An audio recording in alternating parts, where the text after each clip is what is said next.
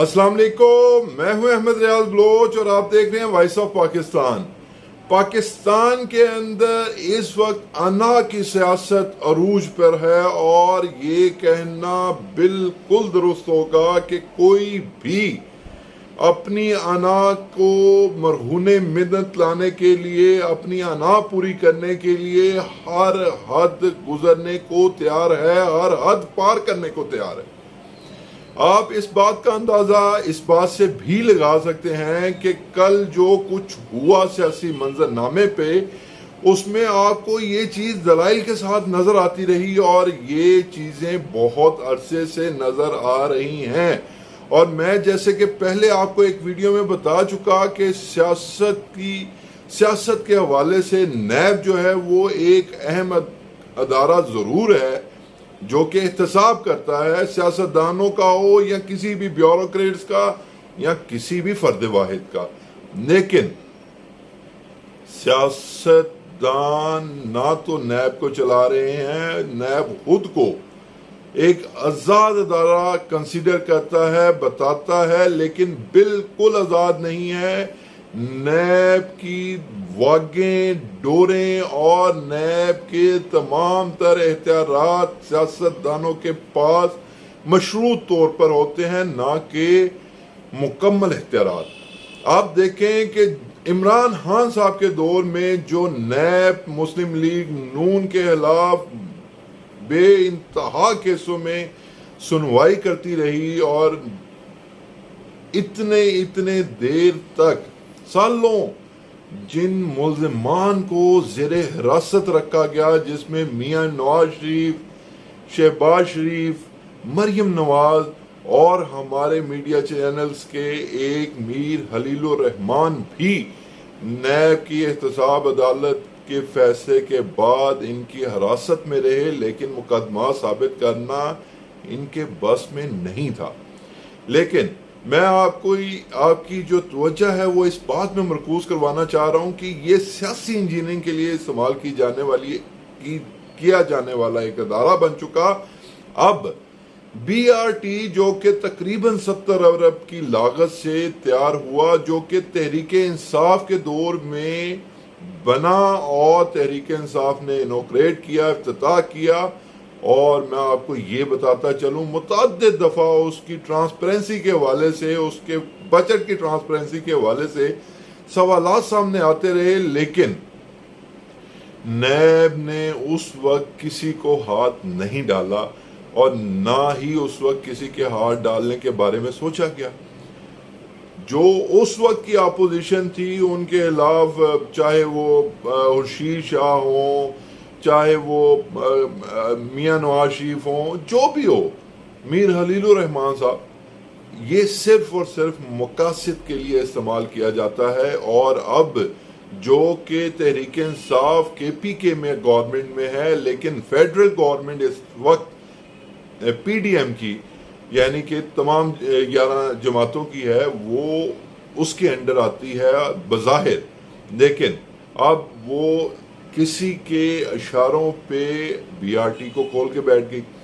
अब पंजाब में सूरत हाल देखें, पंजाब की गवर्नमेंट ने राना सनाउल्लाह पे एक मुकदमा दर्ज करवाया। उस मुकदमे को जब चलान किया गया तो वो मुकदमा चला गया जी अदालत में, और वो था किकबैक लेने का, यानी कि प्लाट अपने नाम करवाने का और तोहफे में प्लाट लेने का, ये सारा मामला है। अब उसकी तफसील किसी एक और वीडियो में ज़रूर आपको दूंगा, चूँकि वीडियो बहुत लंबी हो जाएगी अगर मैं इस तफसील में चला गया। तो उस हवाले से जब चालान जमा करवाया गया तो अदालत ने उनके वारंट गिरफ्तारी इशू कर दिए, वो भी नाकाबिल जमानत। अच्छा, अब ये देखें कि यही गवर्नमेंट जो कि मुस्लिम लीग नून की गवर्नमेंट है, जब इमरान खान के खिलाफ वारंट गिरफ्तारी आते हैं तो सब अच्छा है, अदालतें अच्छी हैं, एहतसाब का निज़ाम अच्छा है, कानून की बालादस्ती है। लेकिन अगर ये फैसला उनके बरखिलाफ आ जाए, उनके तवक्कुआत के बरअक्स आ जाए, तो फिर कुछ अच्छा नहीं है। ये मरियम औरंगजेब की जुबानी में आपको बता रहा हूँ। मरियम औरंगजेब ने कल एक बयान दिया जिसमें उन्होंने कहा कि ये बेसिकली ये फैसला عمران خان کے خوف میں کیا گیا ہے. اب آپ دیکھیں، ایک طرف تو آپ یہ کہتے ہیں کہ انہوں نے محترمہ جو مجسٹریٹ تھیں اسلام آباد کی، ان کی شان میں گستاخی کی، دوسری طرف آپ کیا کر رہے ہیں؟ مطلب اس ملک نے کسی قسم کے انصاف کے حصول کے لیے اگر ہمارے پسند کے فیصلے آتے ہیں تو سب اچھا ہے، اگر ہمارے پسند کے فیصلے نہیں آتے تو کچھ اچھا نہیں ہے. تو وہ جو اپنا احتساب جو ایک وارنٹ گرفتاری رانا ثناء اللہ کے ایشو ہوئے، ٹیم پکڑنے اسلام آباد کو سار تھانے چلی گئی، انہوں نے کہا جی کہ وہ فیصل آباد میں رہتے ہیں، جا کے ادھر سے پکڑیں. یعنی کہ بیسکلی اپنے اپنے محال بنا لیے گئے ہیں، اور یہ کہا جا رہا ہے، یہ بتایا جا رہا ہے کہ اس حدود سے اسے نہیں پکڑا جا سکتا، اس حدود سے اسے نہیں پکڑا جا سکتا. یہ کیا چل کیا رہا ہے ملک میں؟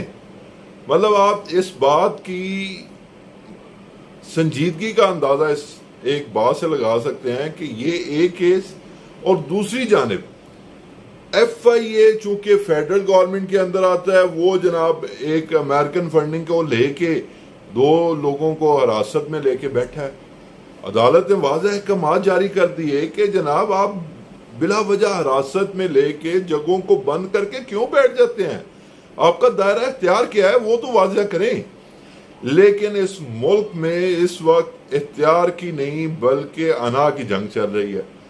اس بات کو یہ بالکل عیاں حقیقت میں آپ کو بتا رہا ہوں کہ سمجھنے میں ذرا سی مشکل نہیں کہ کے پی کے اور پنجاب میں چونکہ پی ٹی آئی کی حکومت ہے، پی ٹی آئی برسر اقتدار ہے، لہٰذا ان سے جو ہو پاتا ہے وہ کرتے ہیں.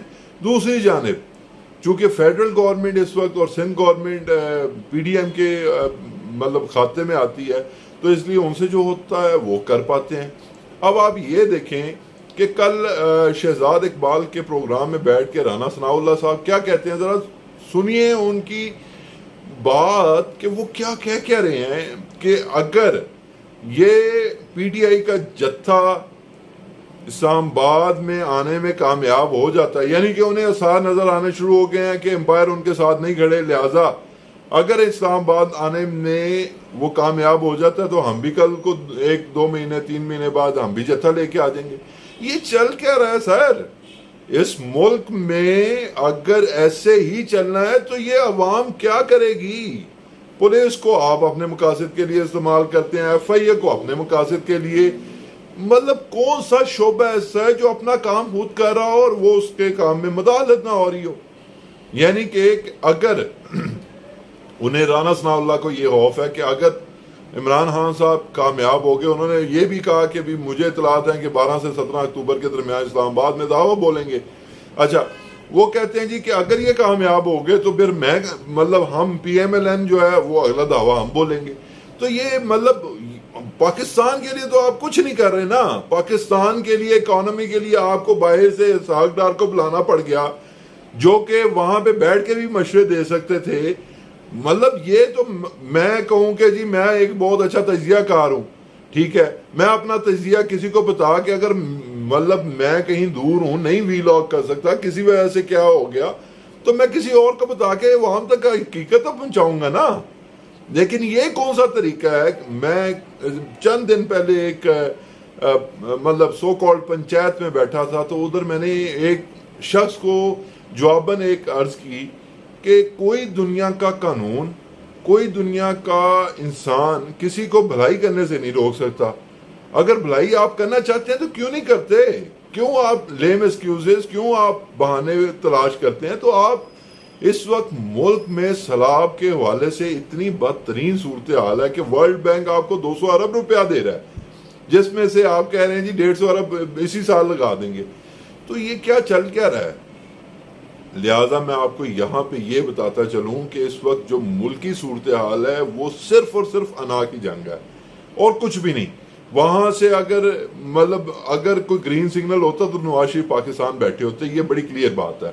ابھی گرین سگنل نہیں ہے، ابھی کنفیوژن سچویشن ہے، تو اس لیے جو ہے وہ معاملات کو پرلونگ کیا جا رہا ہے، معاملات کو روکا جا رہا ہے، معاملات کو لمبا کیا جا رہا ہے. اب آپ یہ آخری بات میں آپ کو ایک اور چیز گزارش کر دوں کہ اس وقت جو ادارے ہیں. آپ دیکھیں کہ پولیس جو ہے وہ مطلب جو ہے وہ سیاسی مفادات کے لیے استعمال ہوتی رہی ہے, اب بھی ہو رہی ہے.